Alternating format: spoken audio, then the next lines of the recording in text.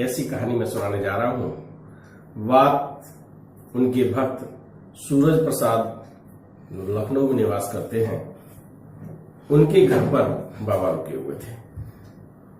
अचानक एक नौजवान आया। उसे देखते ही बाबा ने कहा, ले तू मारना चाहता है? उन्होंने अपना कंबल खोल के और छाती आगे कर दी कि तू मारना चाहता है तो मार दे तू मुझको।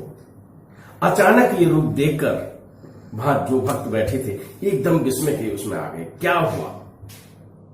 तो वहां जो लोग बैठे हुए थे उनमें से उस युवक को पकड़कर बाहर ले गए। युवक से पूछा कि क्या बात है। युवक रोने लगा और रोते रोते उसने जो कहानी बताई वही कहानी मैं आपको सुनाने जा रहा हूं। उसने बताया कि जब मैं बेरोजगार था, बाबा का नाम सुन के बाबा के शरण में गया। बाबा ने आशीर्वाद दे दिया कि तुम्हारी नौकरी लग जाएगी। मेरी नौकरी लग गई। थोड़े दिन बाद मेरे परिवार वाले बाबा की शरण में गए, मैं भी गया। एक सुकन्या से हमारी शादी हो गई। गृहस्थी एकदम बहुत बढ़िया तरीके से चलने लगी, लेकिन मेरी आदतें बिगड़ गई।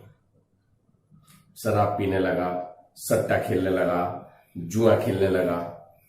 ऐसी स्थिति में जो घर स्वर्ग बन गया था वो नर्क समान हो गया। लेकिन एक चीज उसके दिमाग में आई कि अगर मेरी शादी नहीं होती तो मैं इस पैसे से जो मैं कमा रहा हूं इससे मैं खुद ऐश करता। शादी भी बाबा ने करवाई है तो इसलिए यही दोषी है। जाने पता नहीं आदमी के दिमाग में कब क्या हो जाए। उसके दिमाग में ही आया कि अगर बाबा ने शादी नहीं कराई होती तो हम इस स्थिति पर नहीं पहुंचते। लिहाजा वो सोचने लगा कि मैं बाबा को मार डालूंगा। ये सोचते सोचते वो वहां लखनऊ पहुंचा जहां बाबा रुके थे। थोड़ी देर में वो पुनः बाबा के समक्ष उपस्थित हुआ। पैरों में गिरकर माफी मांगी। बाबा के समक्ष उसने अपनी गंदी आदतों को सुधारने का उनसे निवेदन किया कि हम किसी तरह सुधर जाएं। बाबा ने आशीर्वाद दिया और उसकी गंदी आदतें सुधर गईं। पुनः उसका सुखमय जीवन व्यतीत होने लगा। तो जब कभी कोई मन में किसी के कुसंग का विचार भी आता है तो बाबा की दृष्टि से छिपता नहीं, लेकिन अगर वो पश्चाताप कर ले तो पुनः उसका उद्धार हो जाता है।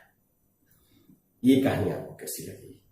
यदि आपको अच्छी लगी तो लाइक कीजिए, शेयर कीजिए। अगर आपने हमारे अभी तक चैनल को सब्सक्राइब नहीं किया है तो सब्सक्राइब कीजिए।